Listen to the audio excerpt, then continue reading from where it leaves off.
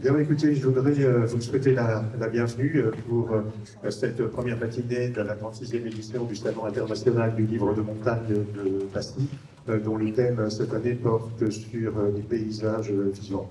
Et pour présider cette manifestation, nous avons demandé à Jacques Perret de venir nous éclairer sur le regard des peintres et des artistes et des écrivains sur ces territoires, ces espaces qui nous entourent et qui, tour à tour, nous émerveillent, nous passionnent, nous inquiètent aussi.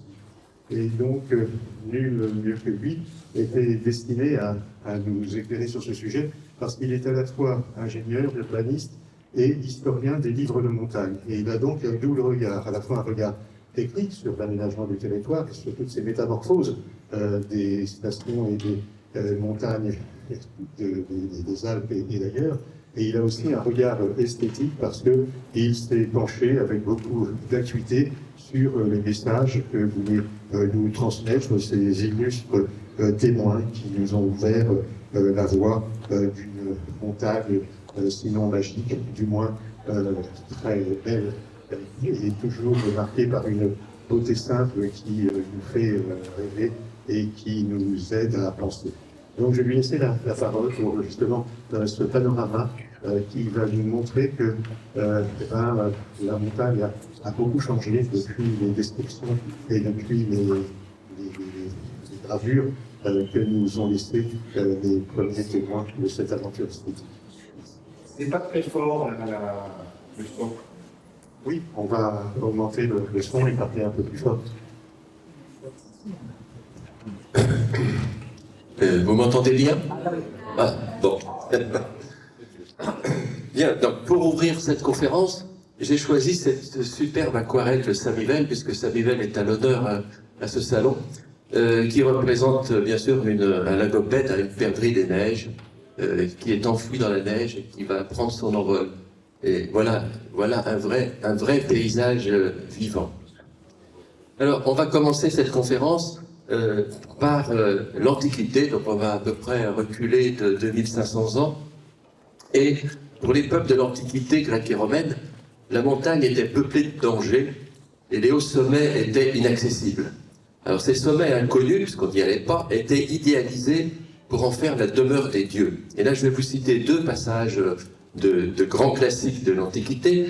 L'Odyssée de Homère, qui nous dit « L'Olympe », c'est la gravure qu'on voit ici, « L'Olympe, où se trouve, dit-on, la demeure immuable des dieux. Les vents ne l'agitent pas, la pluie ne l'assombrit jamais, la neige n'en approche point, mais un éther sans nuage s'y déploie et une éclatante lumière l'enveloppe. » Et Ortelius cite ce passage des Métamorphoses d'Ovide dans le cartouche qui est dans la gravure.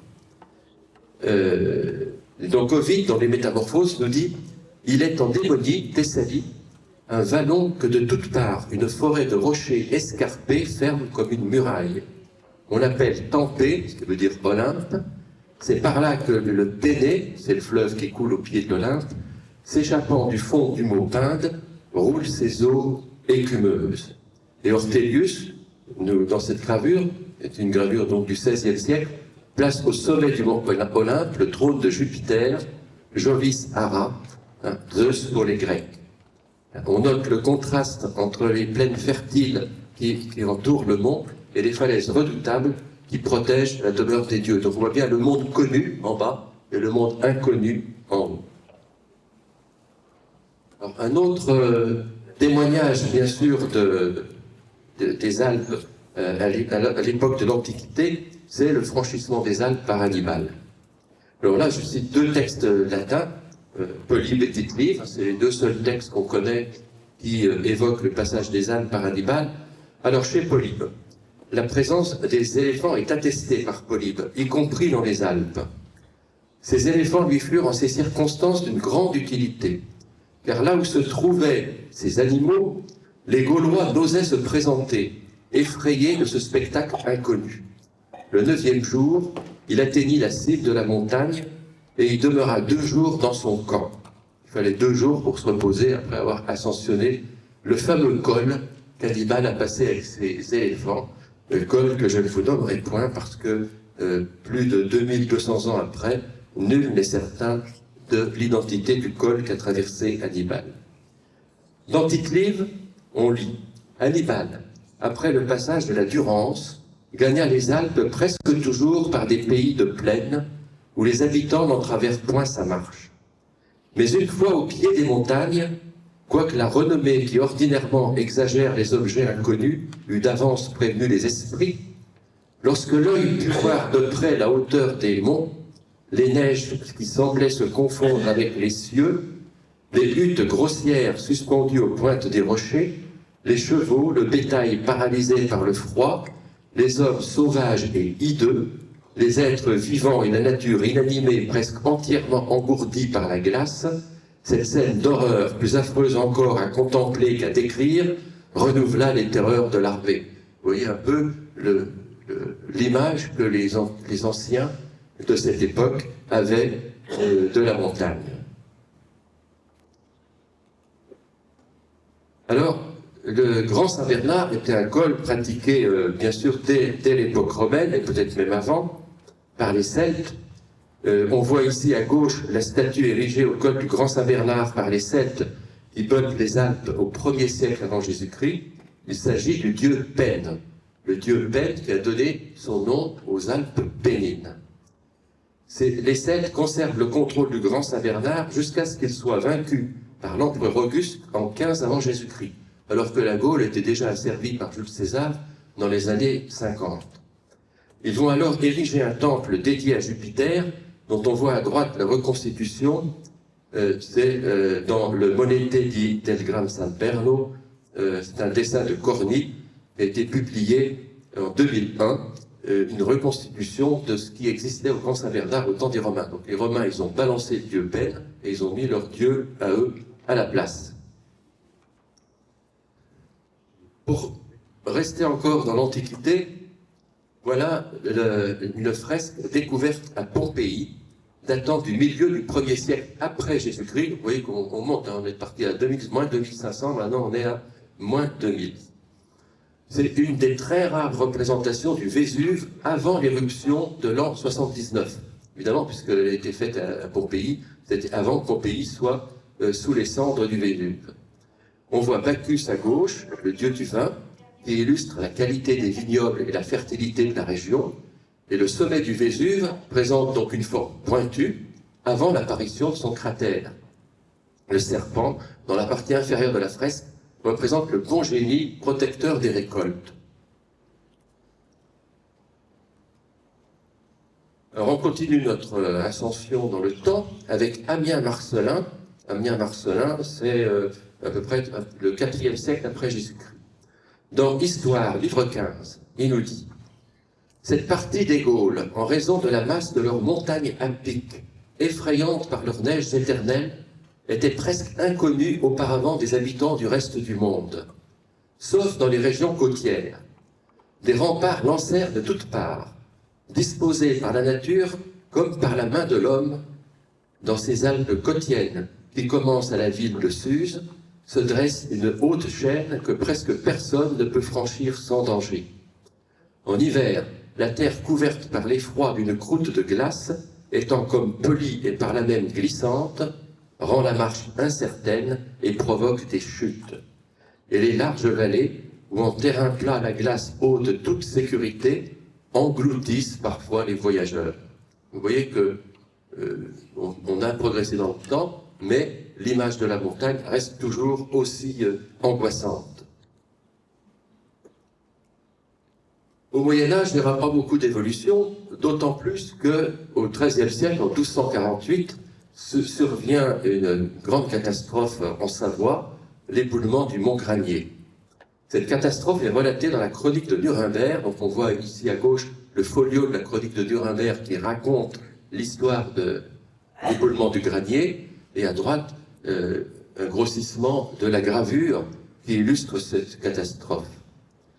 Et Nuremberg nous dit, dans le comté de Savoie, une montagne très élevée s'est effondrée par la volonté divine, détruisant des villages et des localités et ensevelissant de nombreuses personnes. On parle à peu près de 2000 morts. la masse de rochers s'est arrêtée juste devant l'église de la Bienheureuse Vierge Marie de Mian, sans l'endommager, alors que les moines y priaient. Et donc depuis, bien sûr, l'église de Mian est devenue un lieu de pèlerinage toujours très fréquenté de nos jours.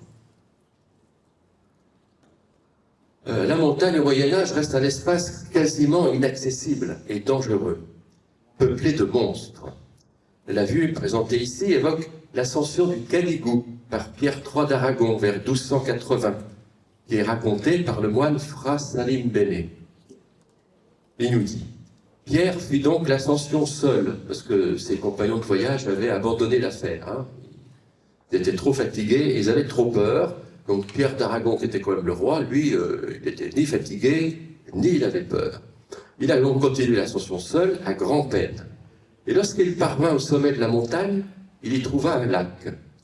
Et après qu'il y eut jeté un caillou, il en sortit un horrible dragon de grande taille. Le dragon commença à aller et venir dans les airs, et sous l'effet du souffle qu'il provoquait, l'air se couvrit de ténèbres obscures. Donc vous voyez, non seulement la montagne est dangereuse, mais en plus, elle est peuplée de monstres.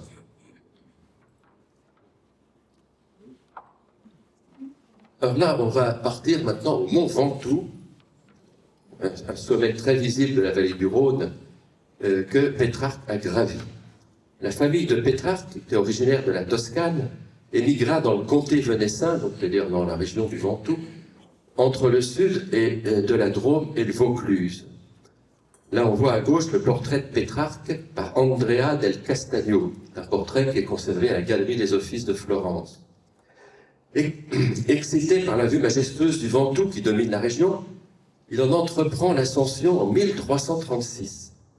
Il relate son ascension dans une lettre au père Denis de l'ordre de Saint-Augustin, publiée dans le Epistolae Familiares en 1492. Parvenu au sommet, donc je cite: « Surpris par cet air étrangement léger et par ce spectacle grandiose, je suis resté comme frappé de stupeur. Comme je prenais plaisir à détailler ce spectacle, je crus bon de jeter un regard sur les confessions d'Augustin. » Il y lit le passage suivant.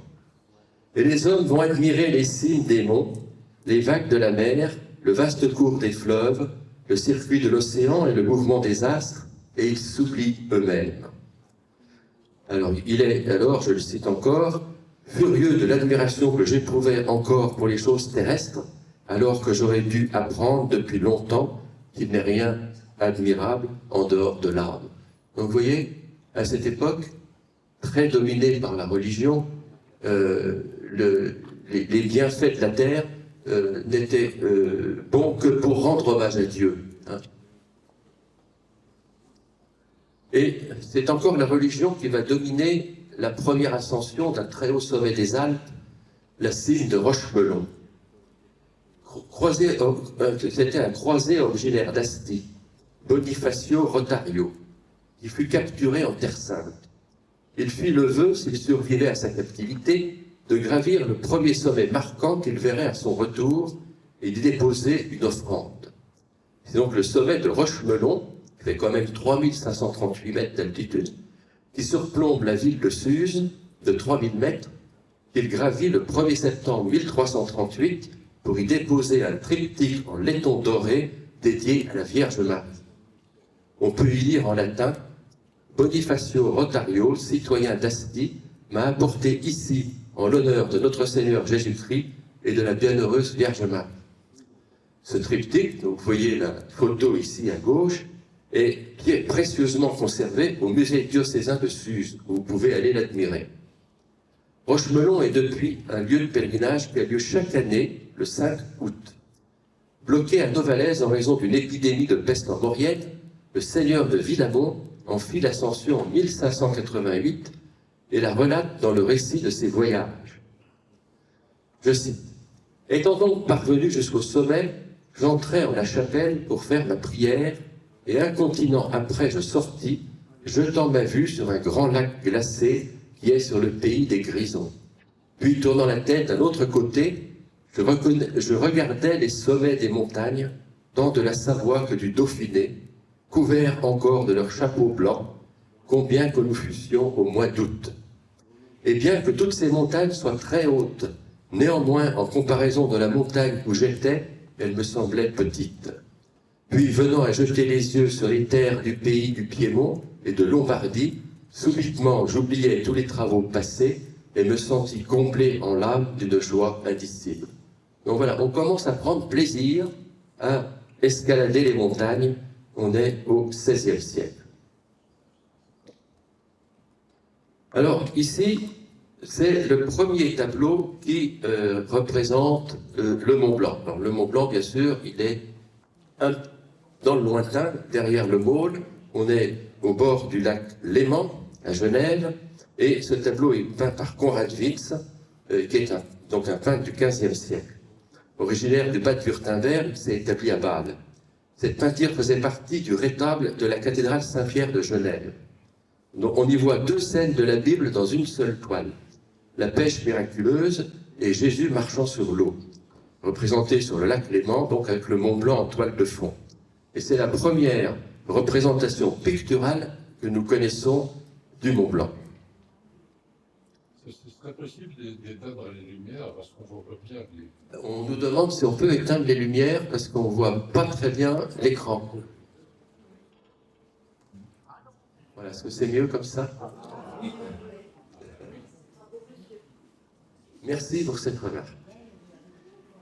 Alors, progressons toujours, XVIe siècle, la Renaissance. La Renaissance est marquée par un certain intérêt pour les montagnes en général et les Alpes en particulier.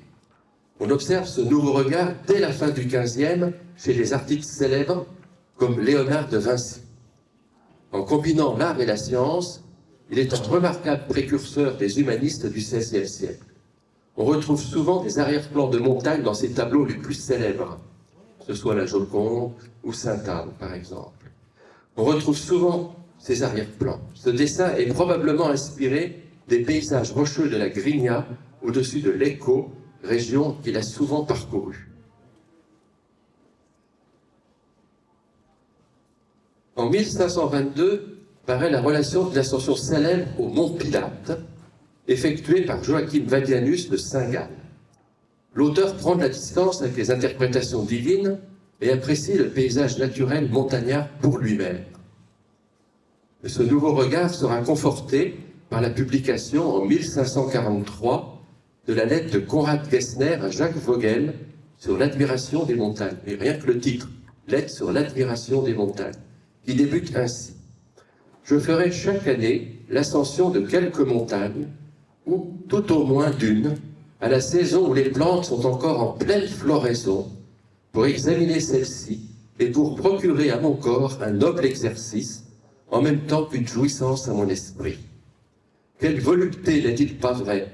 Quel délice pour l'âme justement émue que d'admirer le spectacle offert par la masse énorme de ces monts et de dresser la tête en quelque sorte au sein des nuages. Mais ces savants humanistes de la Suisse centrale s'intéressent aux sommets débonnaires qui les environnent et restent bien éloignés des plus hauts sommets des Alpes et de leur cortège de glaciers qui demeurent terra incognita.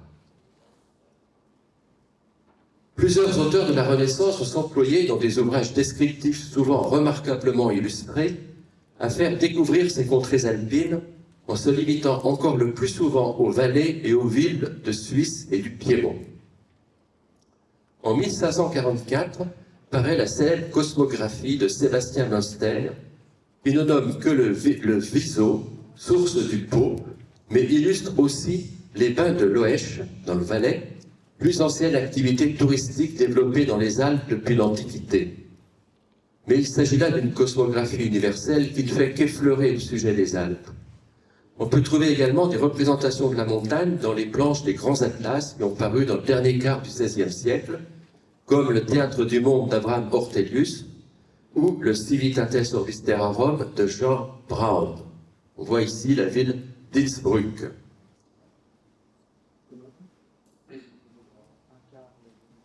Le théologien zurichois Josias Simler était un véritable humaniste, s'intéressant à l'histoire et à la géographie des Alpes. Il est surtout connu pour son ouvrage descriptif sur les Alpes, paru à Zurich en 1574, qui constitue le premier traité consacré exclusivement aux Alpes, en latin bien sûr. Dans une première partie, De Alpibus Commentarius, Simmler a rassemblé quasiment tout ce qui avait déjà paru sur le sujet, donnant ainsi à l'état exact des connaissances à la fin du XVIe siècle. Et dans la seconde partie, Valesiae Descriptio, il décrit dans le détail le Valais qu'il a parcouru et spécialement étudié. Je vais citer Simmler, traduit par Coolidge. Quand nos compatriotes parlent de l'ascension des Alpes, ils ne parlent généralement que des régions supérieures où commence la partie raide et où tout est stérile et glacé. C'est seulement quand ils sont arrivés là qu'ils disent que pour eux commence l'escalade de la montagne. Une fois au point culminant d'un passage que traverse un chemin, on découvre, en quelque sorte, de nouvelles Alpes, de très hautes cimes couvertes de neige et de glace éternelle, qui, le plus souvent, surplombent de part et d'autre la crête moins élevée traversée par le chemin. Et ces pics altiers semblent pénétrer dans la région même des nuages, justifiant ainsi leur épithète poétique d'aérien, car si le voyageur les gravit, il croit dominer les nuages.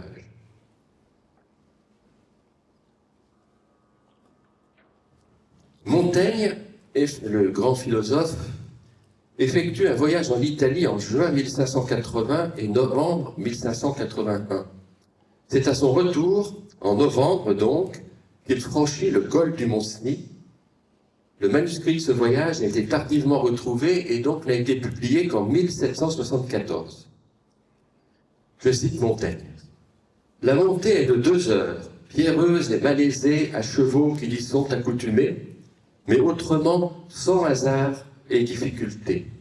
Car la montagne, se haussant toujours en son épaisseur, vous n'y voyez nul précipice ni danger que de broncher.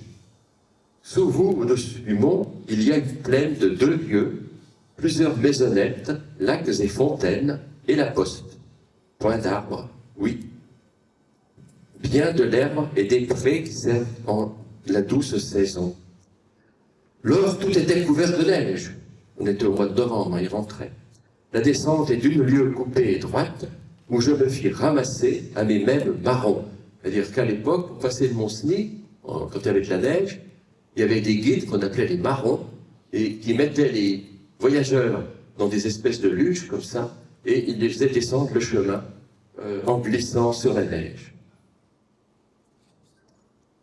Avec le grand siècle, donc le XVIIe, on va un peu oublier toutes ces fadaises politiques des hommes de la Renaissance, on va revenir aux choses sérieuses. Et ce siècle est marqué par la toute-puissance des monarques d'Europe et un grand essor culturel avec le retour au classicisme en art. Les montagnes redeviennent pour l'essentiel des terres ingrates, mais les auteurs leur accordent quand même quelques compensations. Par exemple, dans Burnett, Voyage de Suisse et d'Italie, en 1687, on peut lire, à propos de Coire dans les Grisons. Il n'est pas aisé de s'imaginer en quoi consistent les biens de ce pays-là, puisqu'on n'y voit guère qu'une longue suite de grandes montagnes qui ne paraissent être autre chose que des roches stériles et ingrates. Et quelques petites vallées entre deux, qui n'ont pas 1 mille de largeur, et qui, outre cela, sont quasiment remplies tant du Rhin qui les arrose, que de divers autres petits ruisseaux qui tombent dans le Rhin. Mais il faut que vous sachiez que les montagnes ne sont pas si mauvaises qu'elles le paraissent, et qu'il s'y trouve des pâturages dans lesquels on amène les troupeaux lorsque la grande chaleur a brûlé tous les pâturages d'Italie. Un autre auteur précieux, Le Pays, dans ses nouvelles œuvres en 1672, nous dit « 5 montagnes qui sont à propos de la vallée de Chamonix. Il est un des rares voyageurs à avoir visité la vallée de Chamonix avant le XVIIIe siècle. 5 montagnes qui sont de glace toute pure depuis la tête jusqu'aux pieds. » Là, il évoque les 5 grands glaciers qui tombent du massif du Mont Blanc. Mais d'une glace que l'on peut appeler perpétuelle. Rien n'est si magnifique que ces montagnes quand elles reçoivent les rayons du soleil, les faces différentes que la nature bizarre a données à leur glace, rendent les lumières de ce bel astre en tant de façons il semble qu'on y voit 1 million de soleils de couleurs différentes. Voilà, donc pour son siècle, c'est une littérature spéciale, c'est une littérature précieuse qui s'écarte un petit peu du classicisme de ses contemporains. Les paysages de montagne ont été au service des grands de ce monde. Ce sont des considérations politiques qui poussent le duc de Savoie dans l'entreprise du grandiose Théâtrum Savonier, édité à 7 reprises en latin, français et hollandais. Ces paysages magnifiés par les meilleurs artistes de l'époque consacreront le duché de Savoie comme une puissance incontournable du vieux continent.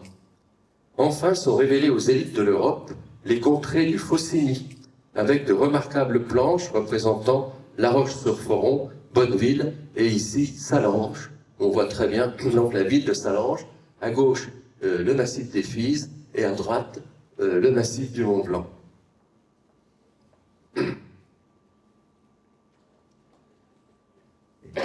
À l'aube du siècle des Lumières, l'Itinéraire alpina de Scheuchzer, dont la version définitive apparue en 1723, est avant tout une œuvre descriptive et scientifique. L'auteur s'appuie sur des institutions comme la Royal Society, dont le président est alors Isaac Newton, qui parrainera une partie des planches de l'ouvrage, c'est-à-dire qu'il va en financer l'impression. Il ne s'aventure pas, ou très peu, dans les hautes régions des Alpes, et relaye malencontreusement le récit d'un chroniqueur qui prétend y avoir vu des dragons.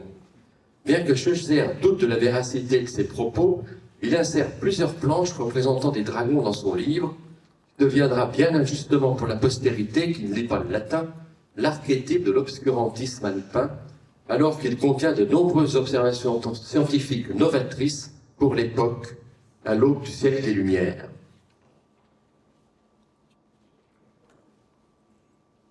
Albert de Haller, qui est un écrivain suisse, la Suisse a beaucoup contribué à la connaissance des Alpes jusqu'au XVIIIe siècle.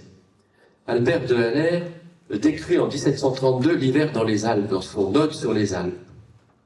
La terre est ensevelie sous un gel solide, les vallons sont remplis de glace, les monts couverts de neige, la campagne épuisée se repose pour de nouveaux dons. Une digue de cristal arrête le cours des rivières. Ça, c'est la poésie, le premier poème, on veut dire, dédié aux Hautes-Alpes. Autre événement important, la découverte des glaciaires par Windham et Pocock et Pierre Martel en 1741 et 1742. Ils vont faire l'excursion au Mont-en-Vert. Et Pierre Martel va publier le récit de leur voyage en Angleterre en 1744. On y trouve la première mention du Mont Blanc qui était jusque-là désignée sous le terme de montagne maudite dans les cartes anciennes, et souvent mal située d'ailleurs au nord de Bonneville. Je cite Windham. « Après 4 heures et 3/4 de marche très pénible, nous nous trouvâmes au sommet de la montagne, d'où nous jouîmes de la vue des objets les plus extraordinaires. De là, nous avions une pleine vue de la glacière. Je vous avoue que je suis extrêmement embarrassé. Comment en donner une idée juste, ne connaissant rien de tout ce que j'ai encore vu qui y ait le moindre rapport. Les descriptions que donnent les voyageurs des mers de Groenland me paraissent en approcher le mieux. Il faut s'imaginer le lac agité d'une grosse bise et gelé d'un coup. » Et Pierre Martel rajoute « J'ai dit que les montagnes ou pointes que l'on voit depuis la montagne que l'on monte sont fort hautes et qu'il y en a plusieurs. J'en ai distingué 3 principales. Celle que l'on voit d'abord devant soi et celle que l'on nomme l'aiguille du Dru. Cette pointe ressemble à une obélisque dont la cime se perd au-dessus des nues, faisant au sommet un angle fort aigu. » Donc vous voyez que dans les paysages que donne Martel dans la brochure de 1744, il y a les animaux qui peuplent les Alpes. On voit le chamois, le bouquetin, la marmotte, qui sont les animaux emblématiques des Alpes.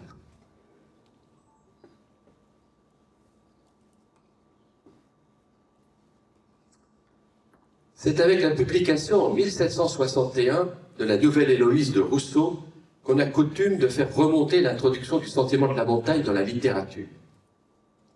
Même si ces descriptions de montagne touchent à peine les alpages, et qu'il ne s'aventure jamais dans les rochers ni les neiges éternelles, qu'il admire quand même de loin, même s'il n'est pas le premier, à l'ère que j'ai citée tout à l'heure bien avant lui, l'impact de Rousseau a été considérable sur l'état d'esprit de ses contemporains.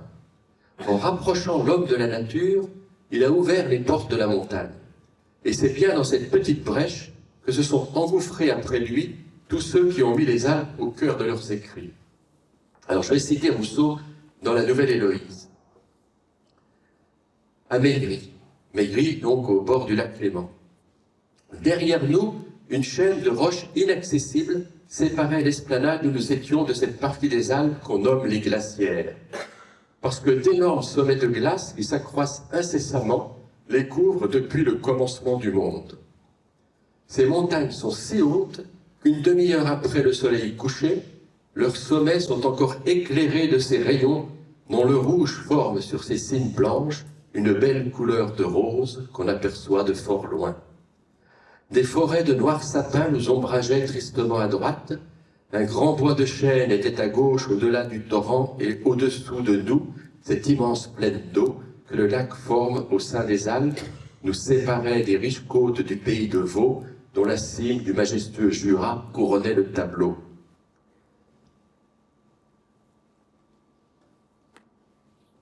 Et Bourrit, qui a été surnommé le chantre du Mont Blanc, a lancé la mode des glaciaires.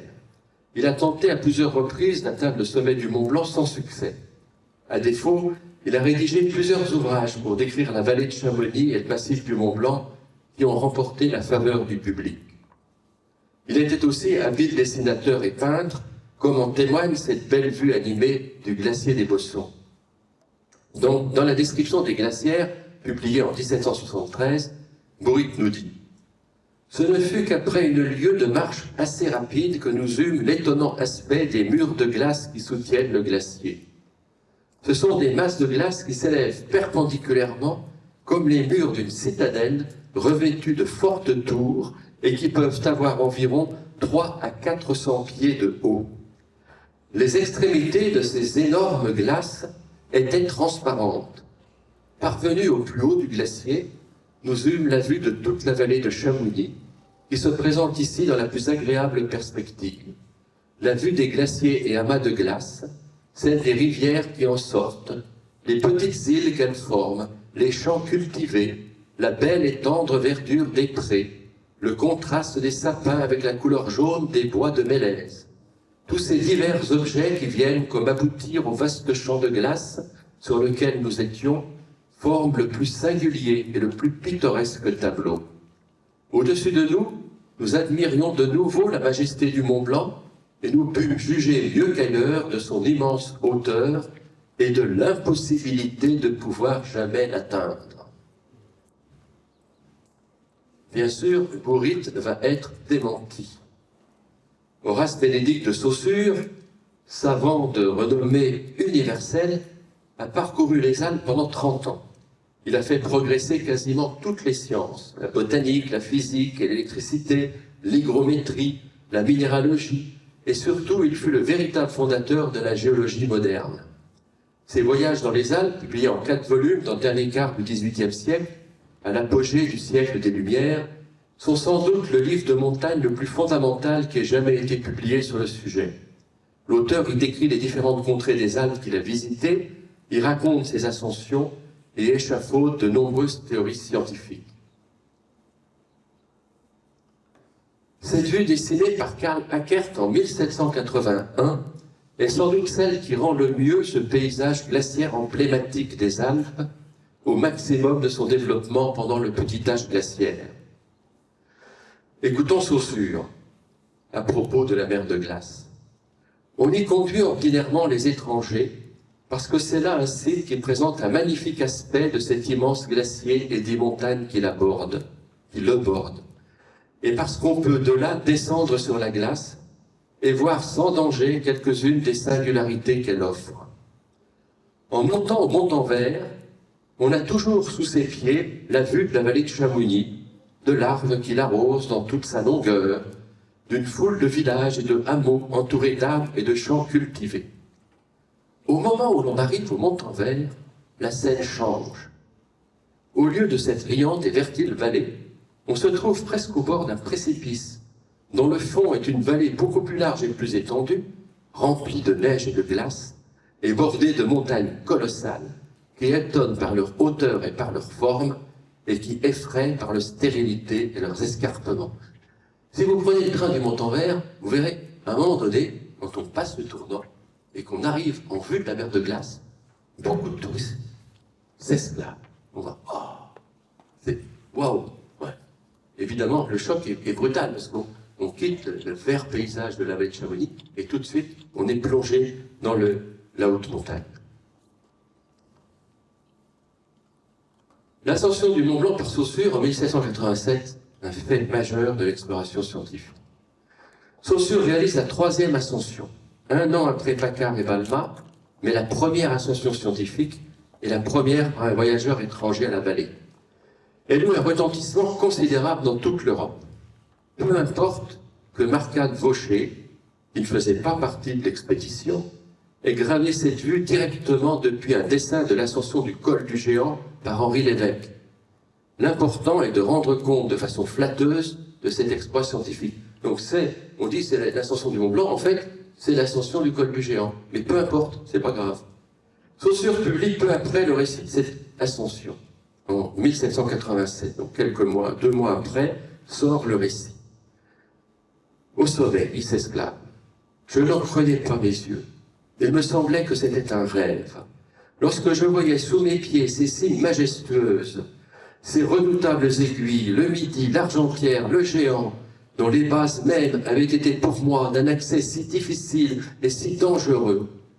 Je saisissais leurs rapports, leurs liaisons, leurs structures, et un seul regard levait les doutes que des années de travail n'avaient pu éclaircir. Oui, il raisonne, certes, en poète quand même, mais aussi en savant. Tout de suite, il voit les détails qu'il n'avait pas pu voir d'en bas. Baclair d'Albe réside à Sallanches de 1786 à 1793, où il peint sans relâche. Il projette de publier les tableaux du Haut-Faucigny. Il écrit dans le prospectus qui annonce la publication. Cette région, connue des Romains, oubliée de leurs successeurs, avait échappé aux observateurs modernes et vient de renaître, pour ainsi dire, sur le globe. Le docteur Paccard, en allant jusqu'au sommet du Mont Blanc, Monsieur de Saussure, en analysant en quelque sorte ces monts sourcilleux, Monsieur Pourrit, enfin, par ses ouvrages, tous ont fait ouvrir les yeux sur ces contrées. Cette vue, publiée en 1789, représente le Mont Blanc vu de Sallanches, avec en premier plan le château des Rubins.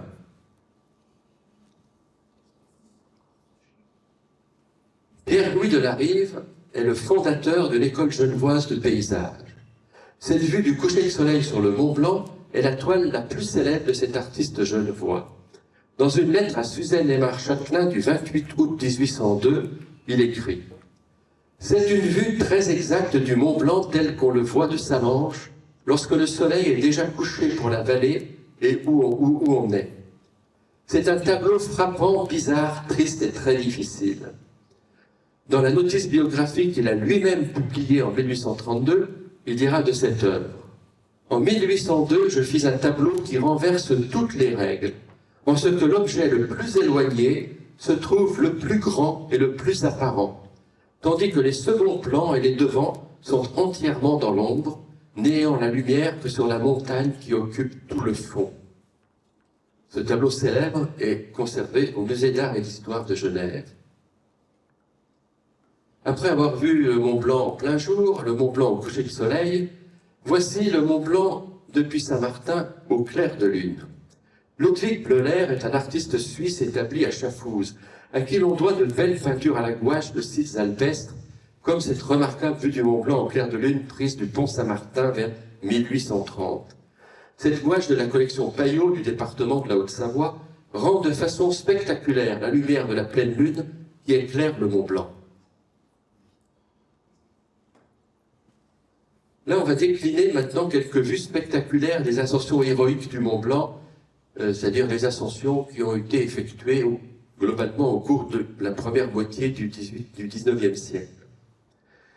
Ici, Charles Fellows en 1827. Les ascensions du Mont Blanc effectuées jusqu'au milieu du 19e peuvent être qualifiées d'héroïques. Leurs auteurs feront tout pour que son prestige reste intact. Charles Fellows a réussi cet exploit en 1827 et il va illustrer lui-même le récit de son ascension avec des vues spectaculaires. On voit ici l'aquarelle originale qui illustre la descente dans les séracs de la jonction des glaciers des Bossons et de Tacona. Je cite Fellows. La surface du glacier avait tellement changé depuis notre passage de la veille que nous devions non seulement trouver un nouveau chemin, mais aussi affronter des difficultés plus grandes et plus périlleuses que pendant l'ascension.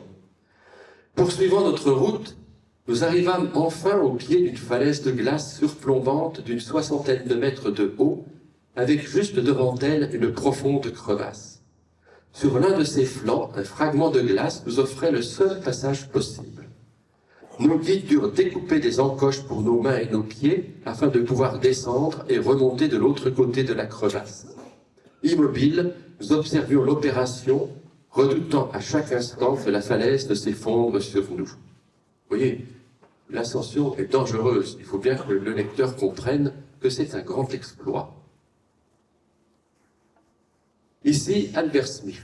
Le publiciste anglais Albert Smith réussit l'ascension à grand renfort de guides et de victuailles. Le 13 août 1851. De retour à Londres, il mettra en scène son expédition à Egyptian Hall, c'est une grande salle de spectacle à Londres, dans une représentation à grand spectacle avec diorama et artifice, et ce sera un énorme succès avec plus de 2000 représentations entre 1852 et 1860. Ça durerait peut-être encore s'il n'était pas mort brutalement en 1860. Voici deux exemples des vues projetées à la lanterne magique pendant le spectacle.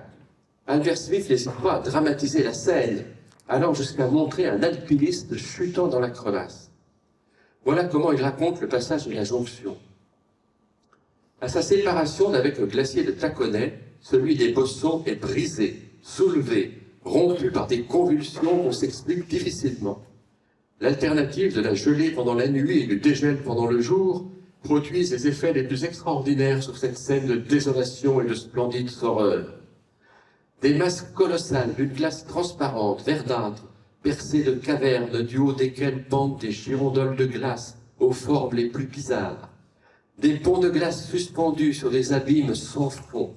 Partout de la glace, partout le silence de la mort. Pas la plus petite surface plate où se reposer.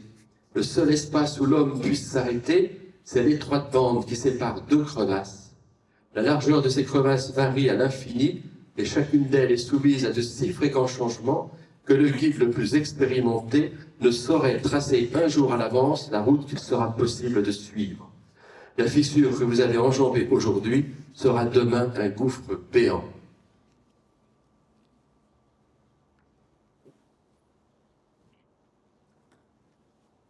Voici maintenant l'ascension de Brown, qui relate la 42e ascension du Mont Blanc accomplie en 1852.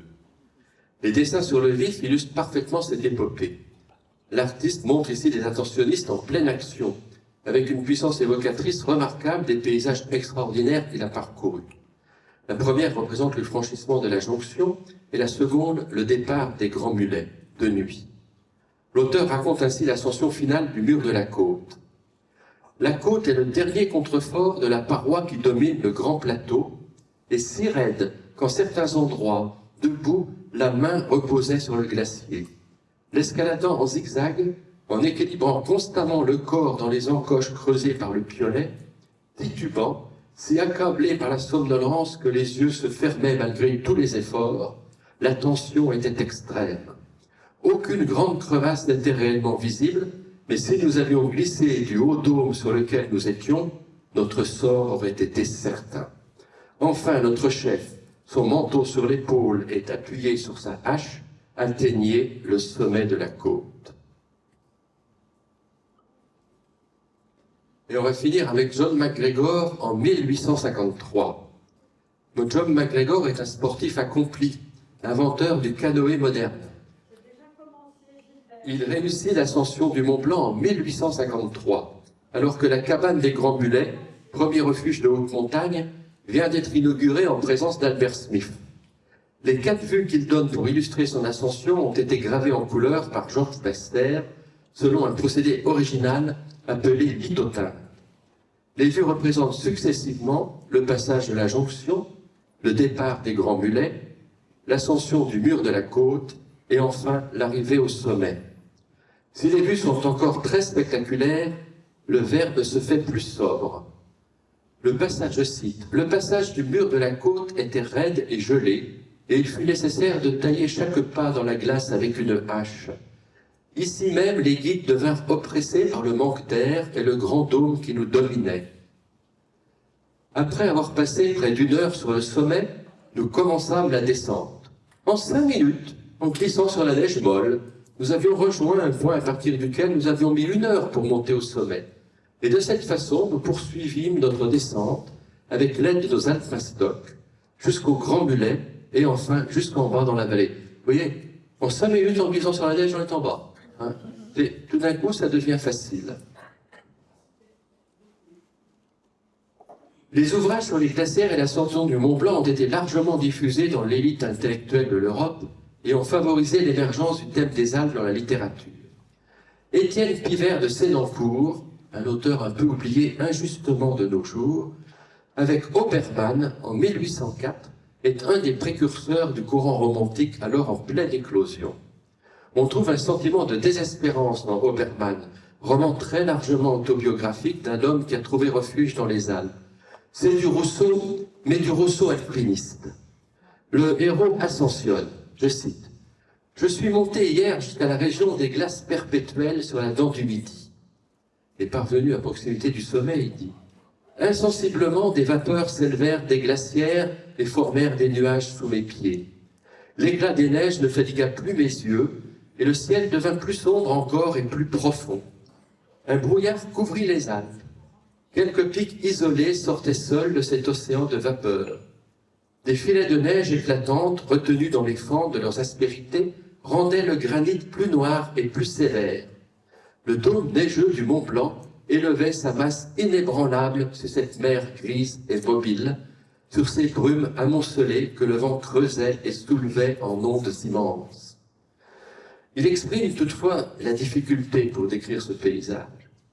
Il dit « Je ne saurais vous donner une idée juste de ce monde nouveau, ni vous exprimer la permanence des mots dans une langue des plaines. »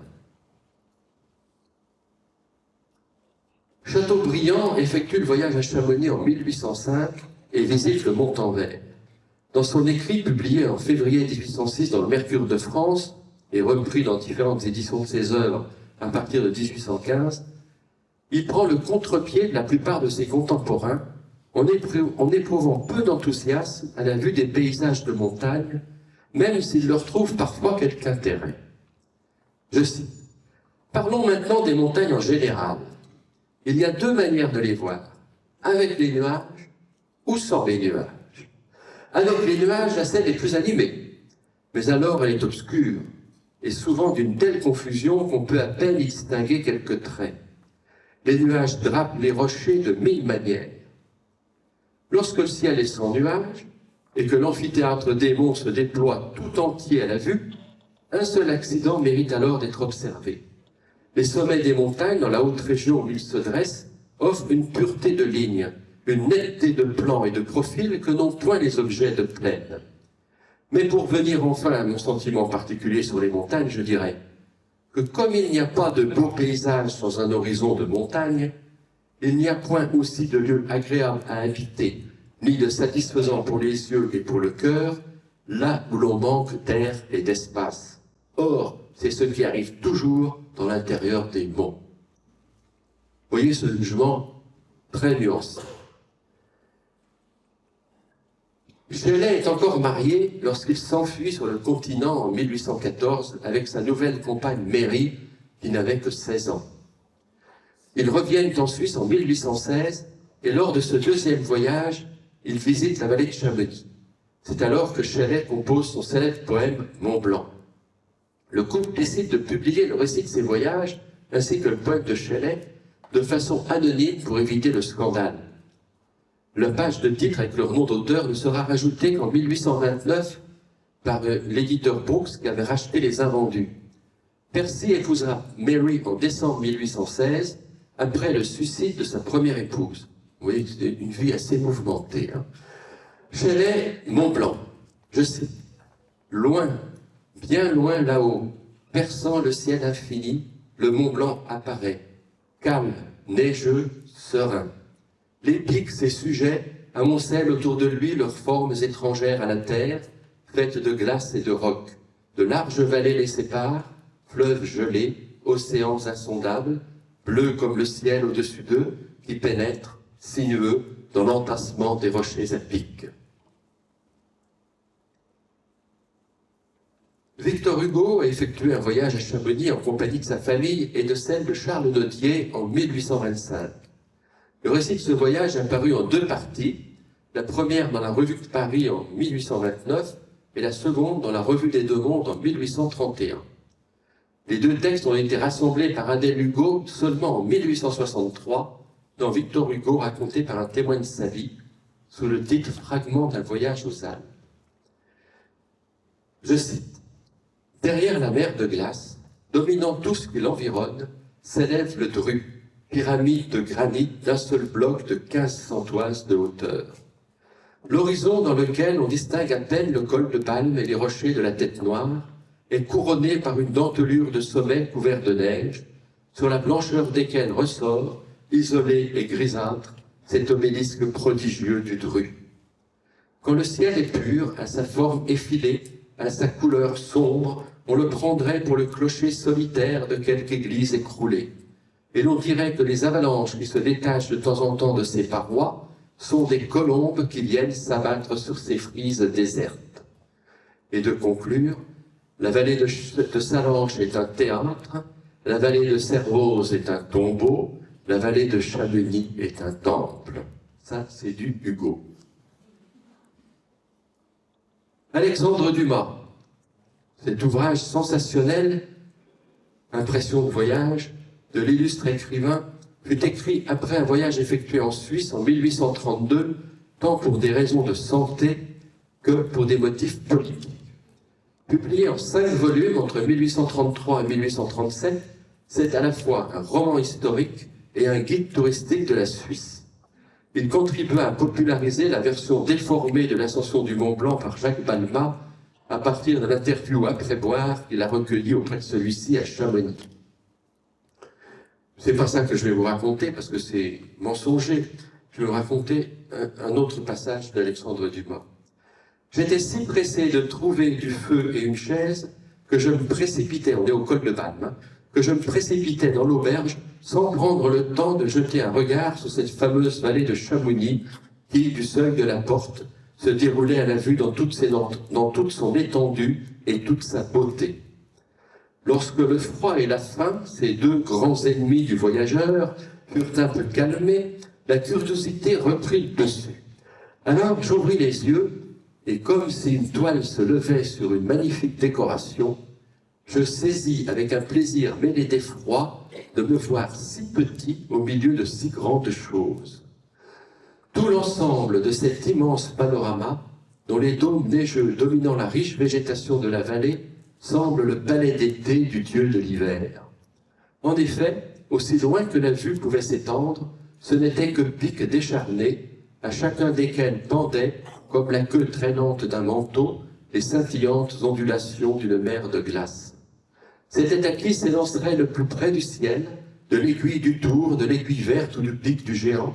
C'était à qui descendrait le plus menaçant dans la vallée, des glaciers d'Argentière, des Bossons ou de Tacona. Grande voyageuse, George Sand a éprouvé un réel intérêt pour la moyenne montagne qui servit de cadre à bon nombre de ses œuvres. Les Pyrénées dans l'Elia et l'Avignat, les Alpes dans Valvèdre. Elle a été membre fondateur du Club alpin français et a rédigé l'article liminaire du premier annuaire du CAF. Le récit détaillé de ce voyage a été livré par Adolphe Pictet. la troupe n'est pas passée inaperçue à Chamonix, où leur comportement et leurs phrases en a choqué plus d'un. Ils font la classique excursion au Montanvert, ce qui inspira les réflexions suivantes de Franz Liszt et George Sand. « Cela est beau !» s'écria Franz, après quelques moments d'admiration silencieuse. « Cela est beau parce que cela est complet.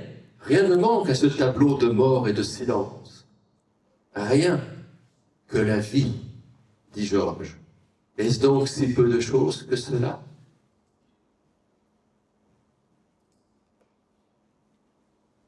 Stendhal, dans les mémoires d'un touriste, à propos d'un paysage alpin.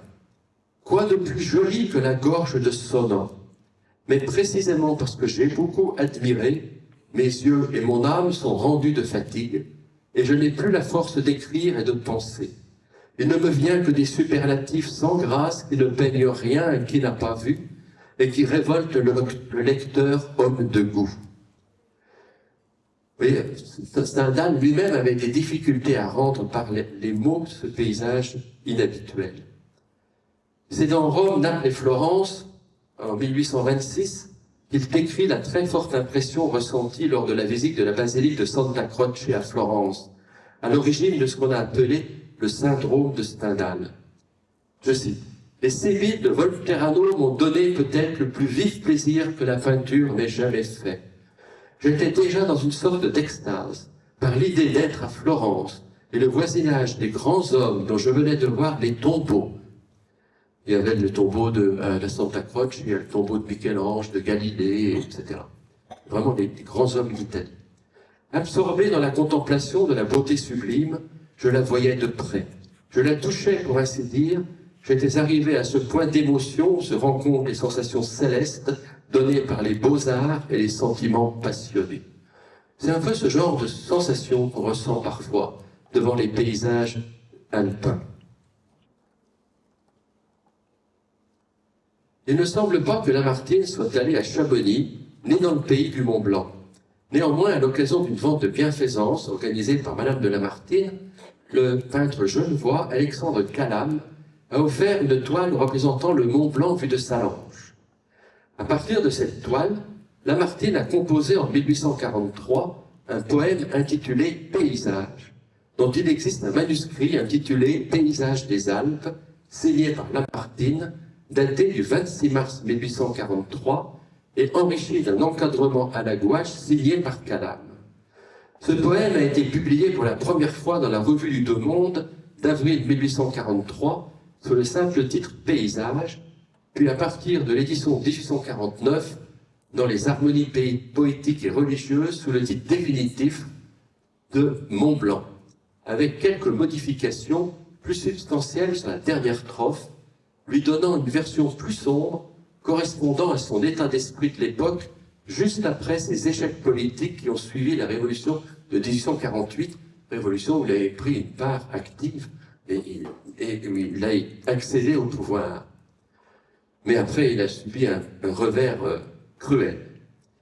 Alors, en 1843, la dernière strophe était « Et que, du sein de la tempête, il ne se penche que pour voir les neiges de sa blanche tête, luire au lac dans ton bleu miroir. » Et ça devient, en 1849, « Et que de nuage en nuage, et que de nuage en nuage s'il monte si haut, c'est pour voir la nuit son orageuse image, luire au lac dans ton beau miroir. » Beaucoup plus sombre. En haut à gauche, il s'agit d'une lithographie d'après Isidore de Roy, non datée, mais publiée vers 1860. À droite, une photographie originale prise en 1856. En 1856, la famille Seller commence seulement à construire l'hôtel au pied du glacier, alors que sur la lithographie, on peut voir des développements ultérieurs.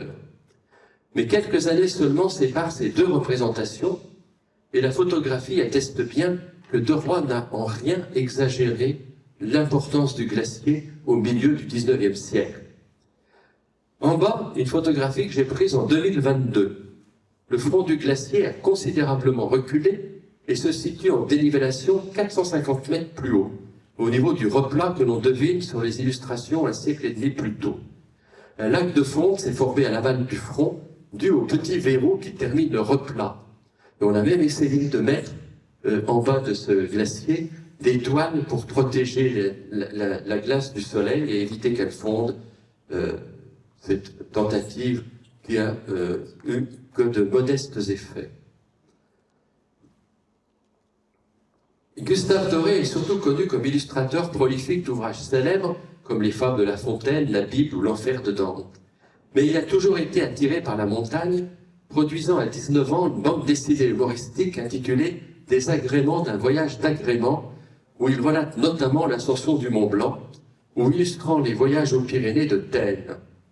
Ces deux tableaux, l'ascension du Mont Cervin et la catastrophe du Mont Cervin, la chute, c'est ce qu'on voit à gauche, illustrant la première ascension du Cervin en 1865 et conservée au musée d'Orsay, sont des œuvres majeures de l'artiste, profondément inspirées par le sentiment romantique. En contrepoint, cette vue du Mont Blanc des environs de Genève, exécutée en 1857, est d'un style résolument plus moderne, qui préfigure le courant impressionniste. On connaît un autre tableau de l'artiste intitulé « Le Mont Blanc vu du Brévent » que je n'ai malheureusement pas pu retrouver. Gabriel Lopé est sans doute le peintre du Mont Blanc. Il n'hésitait pas à transporter son chevalet, ses toiles et ses tubes au sommet du Mont Blanc. Gabriel Lopé gravit le Mont Blanc une quarantaine de fois au cours de sa carrière. Lopé s'est souvent trouvé au voisinage du sommet du Mont Blanc dès le lever du soleil. Il en a ramené de nombreuses études qui lui ont permis de réaliser cette superbe vue du lever de soleil sur les Grandes Jorasses, tableau de 2,30 m sur 3,40 m, conservé dans la collection des Amis du Vieux Chamonix. Les petits personnages, comme souvent dans les tableaux de Lopé, donnent l'échelle du paysage. Et ce n'est en rien exagéré. Quiconque est monté au-dessus de 4000 mètres à un lever de soleil peut attester que les couleurs dans ce tableau sont des couleurs bien réelles, telles qu'on peut les voir et les admirer.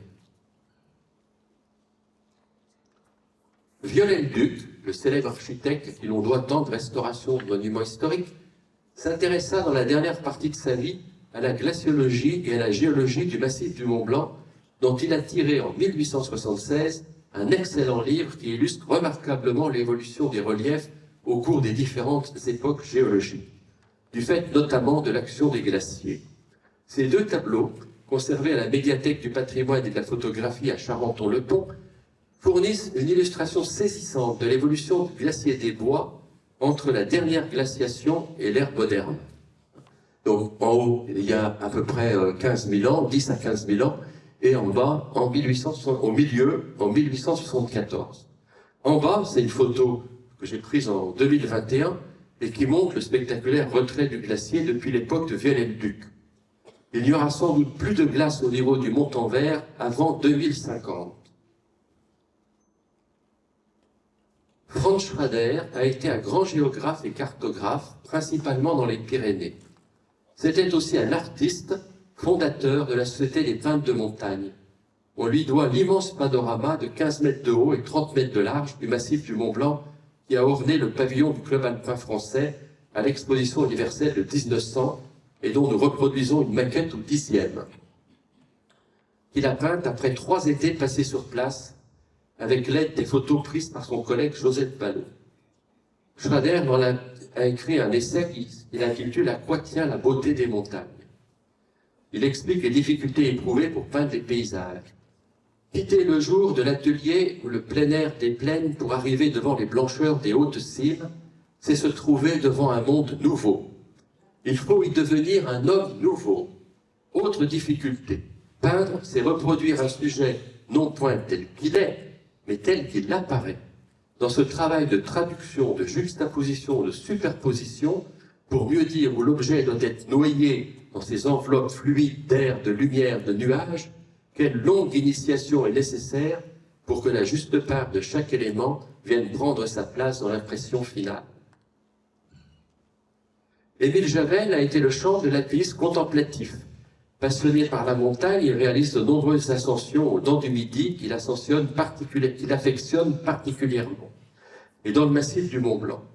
Sa première ascension du Tour Noir, sans être un exploit sur le plan des difficultés, a été immortalisée grâce au récit lyrique qu'il a donné. Et il décrit le panorama du Tournoir dans le massif du Mont-Blanc. Je cite. « Ce n'est certes point par son étendue que le panorama du Tournoir a de quoi surprendre. On n'aurait pas besoin de monter bien haut pour en avoir un plus vaste. Toute une moitié du cercle de l'horizon est masquée par les grandes cimes immédiatement voisines.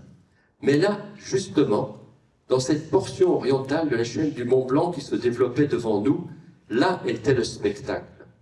Partout ici, on retrouve cette forme mère, l'aiguille, le mince obélisque de granit. C'est en formidable groupe d'aiguilles que s'élancent les plus hautes cimes de la chaîne, c'est en échelonnement d'aiguilles que descendent leurs contreforts, et c'est encore en aiguilles, en milliers de petites aiguilles, que sont ciselées leurs plus minces arêtes. On pense à une ville fabuleuse, tout entière bâtie en style gothique et remplie de cathédrales, qui aurait 1000, 1500, 2000 mètres de haut, toutes élevant au ciel avec le même élan grave leurs immenses flèches de pierre et les 1000 clochetons de leurs contreforts, de leurs arêtes. Cette photo spectaculaire d'Auguste Coutet, en 1895, nous montre la mer de glace à la fin du 19e. Son niveau s'est déjà quelque peu abaissé par rapport au niveau maximal atteint pendant le petit âge glaciaire, mais ce n'est rien par rapport à ce qu'on observe aujourd'hui. Giovanni Segantini est un peintre italien né dans le Tyrol du Sud, adepte du divisionnisme, influencé par Millet. Un des thèmes récurrents de ses œuvres est la vie des paysans en montagne. Il a peint 2 tableaux intitulés Les deux mers. Le premier, en 1889, se situe dans une étable. Le second, que je représente ici, 10 ans plus tard, est en pleine nature, avec en arrière-plan les hautes montagnes des Grisons où il vivait. Ce dernier tableau a été achevé par son ami Giovanni Giacometti, le père du sculpteur Alberto Giacometti, car Segantini est décédé sans doute d'une péritonite en septembre 1899, alors qu'il se trouvait dans un refuge de montagne. John Sargent est un peintre américain, auteur de magnifiques portraits conservés dans les plus grands musées. Il a passé une partie de sa vie en Italie, où il s'est lié d'amitié avec le peintre Alberto Falchetti. Lors d'un séjour à Courmayeur, il réalise de superbes vues du versant italien du Mont Blanc, comme ce glacier de la Brinva. On observe un contraste saisissant entre le chalet d'alpage avec les paysans au travail, symbole de la montagne apprivoisée, et le chaotique glacier de la Brinva en arrière-plan, qui illustre le caractère dangereux et inhospitalier de la haute montagne. En publiant en 1908 à Grenoble La Meige et les écrins, Daniel Bobovy nous a laissé, grâce aux sublimes peintures d'Ernest Hareux, le plus beau témoignage de l'ascension des écrins et de la traversée de la Meige. Dans son discours de réception à l'Académie Delphinale, Ernest Hareux se hasarde à une comparaison avec la mer. Après avoir concédé que la tempête en mer et l'orage en montagne pouvaient procurer des sensations comparables, il affirme que, je cite, « Pour le peintre qui aime davantage la poésie de la nature que le fracas de ses colères, je crois que la montagne offre plus de variété d'effets que la mer, et que plus on l'observe, plus on comprend les ressources infinies qu'un artiste peut en tirer sans se répéter. » Ces 2 photos illustrent l'ascension du Mont Blanc à un demi-siècle d'écart. La première, prise par les frères Bisson lors de leur ascension de 1862, représente la crevasse qui ferme le grand plateau. La seconde, prise par Auguste Coutet en 1910, montre le franchissement de la jonction. Mais on peut constater que finalement, en 50 ans, l'idée qu'on donne de l'ascension du Mont Blanc reste assez semblable. Georgette Agut a été l'élève de Gustave Moreau, peintre symboliste. Elle a épousé une figure socialiste de la Troisième République, Marcel Samba, et le couple a passé de longs étés à Chamonix. Le 5 septembre 1922, Marcel Samba meurt d'une hémorragie cérébrale dans leur chalet de Chamonix. Ne pouvant lui survivre, Georgette Agut se suicide d'une balle dans la tête, en laissant un billet où il est notamment écrit « Minuit, 12 heures qu'il est mort, je suis en retard ».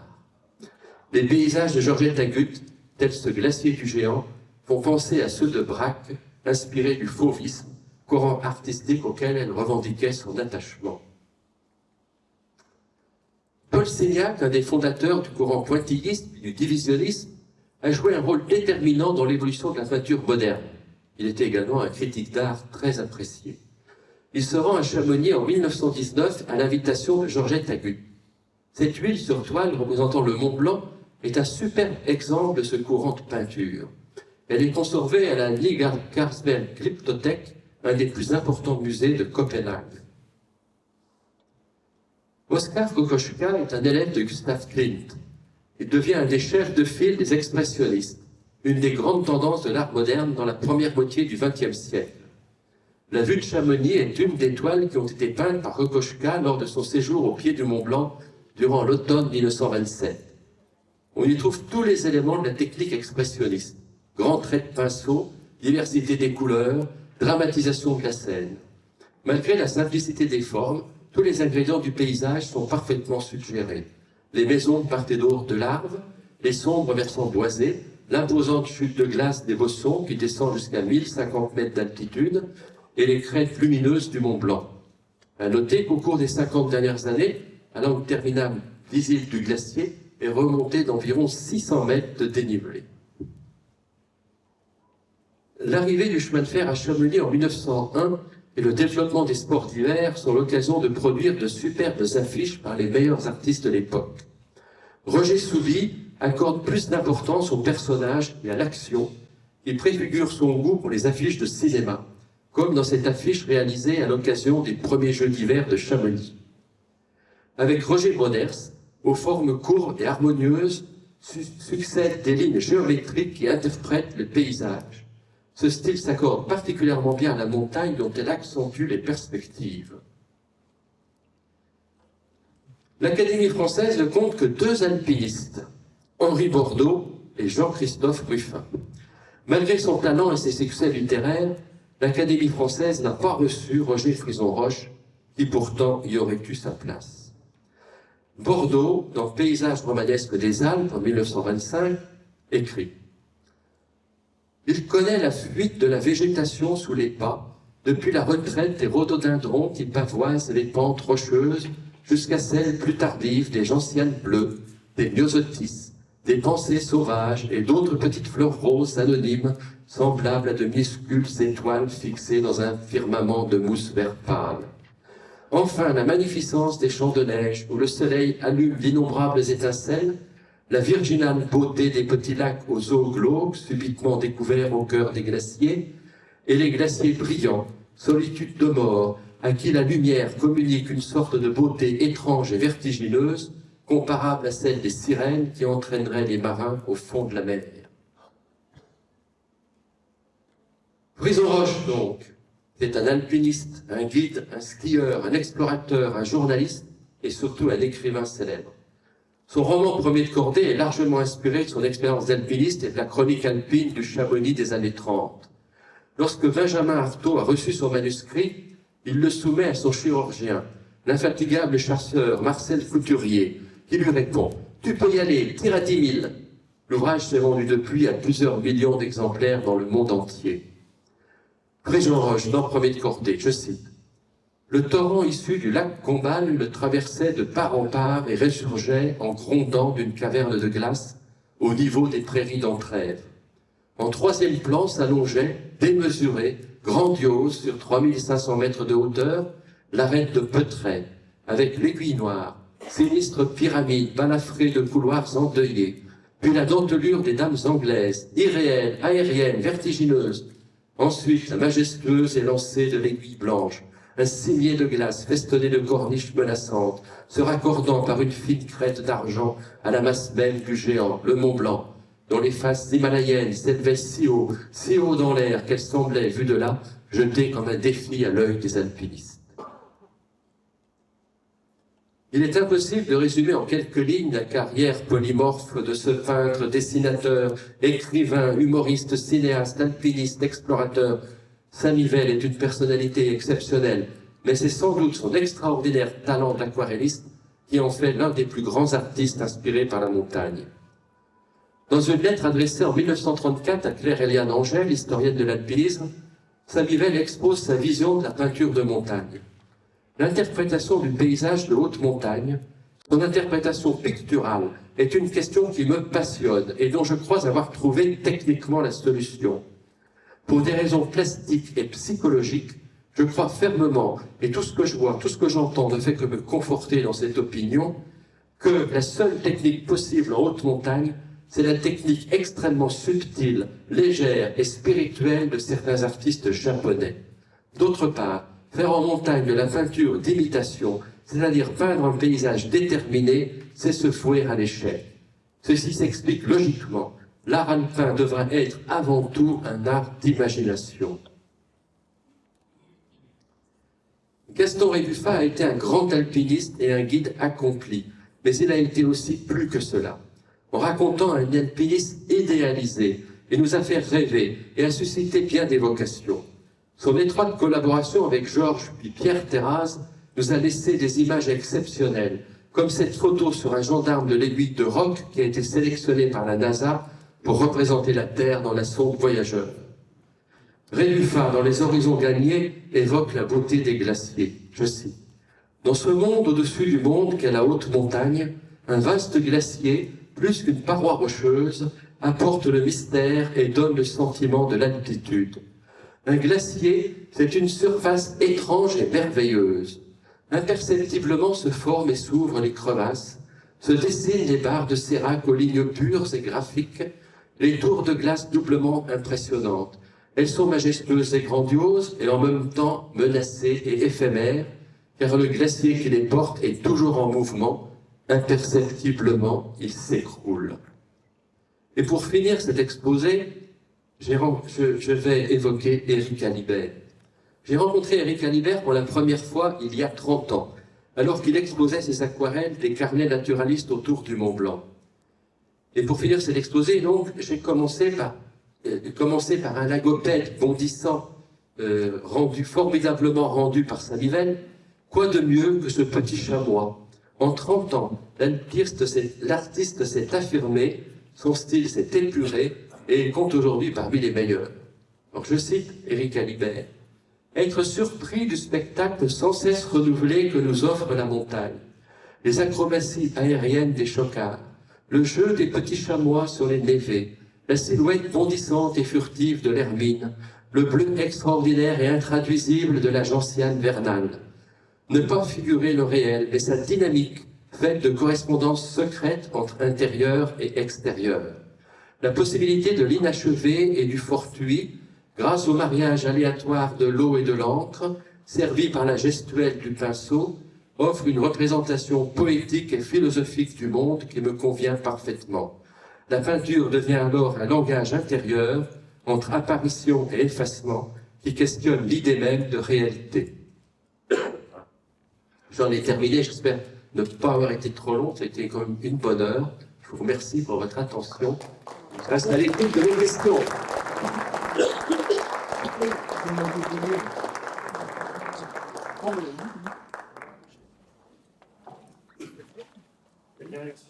Merci Jacques pour cette brillante présentation de l'histoire de la peinture et de la littérature dans l'espace au cours du siècle. Est-ce que vous auriez des questions à poser à Jacques? Jacques Perret, qui a signé avec Bruno Dupetit cette année Mont Blanc, le regard des peintres, aux éditions d'Estivelle, aux éditions du Mont Blanc, Catherine d'Estivelle. C'est un remarquable ouvrage très complet. Il est disponible au salon et après la conférence, si vous le souhaitez, j'irai sur le stand, si vous le souhaitez, je pourrais vous le dédicacer. Est-ce que vous avez des questions à poser? Non? S'il n'y a pas de questions, je voudrais vraiment remercier chaleureusement Jacques Perret. Jacques Perret qui nous a vraiment fait partager son enthousiasme, son savoir et surtout son intimité de la peinture, de la gravure et des grands textes fondateurs de la littérature de montagne. En tout cas, je crois que ce voyage à travers le temps souligne à la fois la puissance et la fragilité d'un territoire en mouvement perpétuel qui ouvre les voies de la contemplation, de la méditation, mais aussi de l'humilité. Et je pense que l'on peut retenir de cet exposé, c'est finalement la beauté simple du monde telle qu'elle a été décrite, mais c'est aussi la prise de conscience de la fragilité de l'homme face à la grandeur de la nature. Voilà, merci Jacques. Bravo.